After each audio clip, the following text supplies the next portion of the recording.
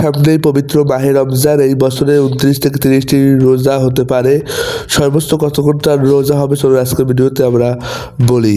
জ্যোতির্বিজ্ঞান গণনা অনুযায়ী এবছরে মুসলিম বিশ্বে বিভিন্ন দেশে পবিত্র রমজান মাস শুরু তারিখ ভিন্নতা দেখা দিতে পারে। খালি চোখে চাঁদ দেখা এবং গণিতিক গণনা পার্থক্যের কারণে কোনো দেশে 18 ফেব্রুয়ারি আবার কোনো কোথাও বা 19 ফেব্রুয়ারি রোজা শুরু হতে পারে। আরব ইউনিয়ন চেয়ারম্যান ইব্রাহিম আল জাওরান বলেছেন, পবিত্র রমজান শুরুর সময় নিয়ে মতভেদ থাকলেও মাস শেষে পবিত্র শাওয়ালের চাঁদ দেখা এবং পবিত্র ঈদুল ফিতর শুরুর সময় অধিকাংশ মুসলিম দেশই একই, অর্থাৎ 20 মার্চের দিকে হতে পারে ঈদুল ফিতর।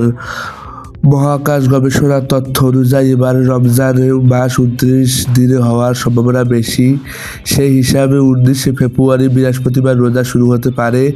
এই মাসে রোজার সর্বোচ্চ সময়সীমা হতে পারে 13 ঘন্টা থেকে 25 মিনিট, মানে 13 ঘন্টা 25 মিনিট। আরব আমিরাতে খুলফানে সবচেয়ে আগে এবং পশ্চিমাঞ্চলীয় আল সিক এলাকায় সবচেয়ে দেরি ইফতার হবে। আল জাওরার উল্লেখ করে, খ্রিস্টপূর্বাব্দ এবং পঞ্জিকায় 2026 সাল এবং 1447 হিজরি সালে পবিত্র রমজানের নতুন চাঁদ 17 ফেব্রুয়ারি মঙ্গলবার সংযুক্ত আরব আমিরাতের সময় বিকাল 4:01 জন্ম নেবে।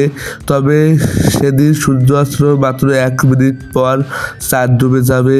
ওই সময় চাঁদের বয়স হবে মাত্র 2 ঘন্টা 12 মিনিট। ফলে খালি চোখে চাঁদ দেখা প্রায় অসম্ভব হবে। আবার আরব আমিরাতের চাঁদটি স্পষ্ট দেখা যাওয়ার সম্ভাবনাও রয়েছে। সেই হিসাবে 29 ফেব্রুয়ারি হতে পারে পবিত্র রমজানের প্রথম দিন। মাসটি 29 দিনের হলে আগামী 29 মার্চ হতে পারে শেষ রোজা এবং 20 মার্চ শুক্রবার হতে পারে পবিত্র ঈদুল ফিতর। আবুধাবিতে রমজানের শুরুতে সূর্যোদয় থেকে সূর্যাস্ত পর্যন্ত দিনের দৈর্ঘ্য প্রায় 11 ঘন্টা 32 মিনিট এবং সেহারি থেকে ইফতারের সময় রোজায় 12 ঘন্টা 46 মিনিট। তো বন্ধুরা, এই ছিল মোটামুটি কত ঘন্টার রোজা হতে পারে এই নিয়ে বিস্তারিত ভিডিওটি ভালো লেগে থাকলে অবশ্যই লাইক করে চ্যানেলকে সাবস্ক্রাইব করে দেন সকল ধরনের নিউজ সবার আগে পেতে।